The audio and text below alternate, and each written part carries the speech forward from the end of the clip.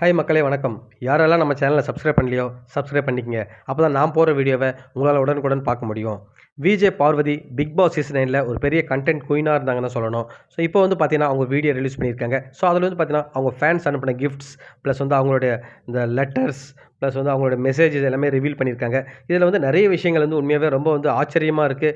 So நிறைய விஷயங்கள் நடந்தது இல்லையா? ஸோ அதை வந்து ஒரு ரீவைண்ட் பண்ண மாதிரி இருந்தது. ஸோ அவங்க சொல்கிறாங்க அது குறிப்பிட்ட ஒரு ஃபேன் இருக்கார் இல்லைங்களா? ஸோ அவங்க வந்து பார்த்தீங்கன்னா ஒரு ஸ்டாச்சு அனுப்பியிருக்காங்க, அம்பேத்கர் ஸ்டாச்சு. ஸோ அதை பார்த்த உடனே உண்மையாக அவங்க ரொம்ப ஆனந்த கண்ணீர் வடிச்சிட்டாங்க. இவ்வளோ அழகான சிலையை வந்து இது வரைக்கும் நான் வந்து வீட்டில் இல்லை. ஸோ இதை நான் வச்சுக்குவேன் பத்திரமா, ரொம்ப தேங்க்ஸ்ன்ற மாதிரி சொல்லியிருக்காங்க.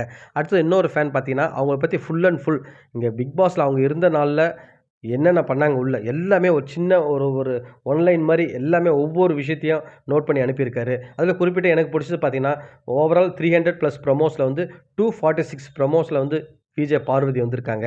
ஸோ அது மட்டும் இல்லாமல் 24x7 வந்து மேக்ஸிமம் வந்து அவங்க தான் இருப்பாங்க. அவங்க ஃபேஸை தான் காமிப்பாங்க. ஏன்னா அவ்வளோ வந்து கண்டென்ட் கொடுத்துருக்காங்க. 1 ஹவர் எபிசோட்லேயும் பார்த்தீங்கன்னா 75% வந்து பார்வதி இருக்கிற இடத்த மட்டும்தான் ஃபோக்கஸ் பண்ணுவாங்க.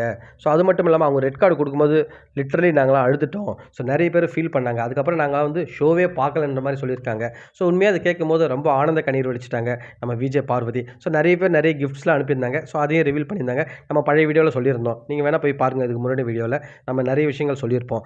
ஸோ ஒரு ஃபேன் வந்து சொல்லியிருப்பாங்க, நம்ம கமருதீன் வந்து கோவக்காரர் தான். அவரோட கோவத்தை வந்து உங்களால் மட்டும் தனிய வைக்க முடியும். ஸோ அவரை கொஞ்சம் பத்திரமா பார்த்துக்குங்க.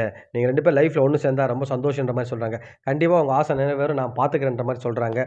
உண்மையாகவே இந்த வீடியோ பார்க்கறது ரொம்ப சந்தோஷமாக இருந்தது. ஸோ நீங்கள் என்ன நினைக்கிறீங்கன்னு சொல்லிட்டு அந்த வீடியோ பார்த்துட்டு கமெண்ட் செக்ஷனில் கமெண்ட் பண்ணுங்கள். மீண்டும் உங்களை அடுத்த வீடியோவில் சந்திக்கிற மக்களே. நன்றி.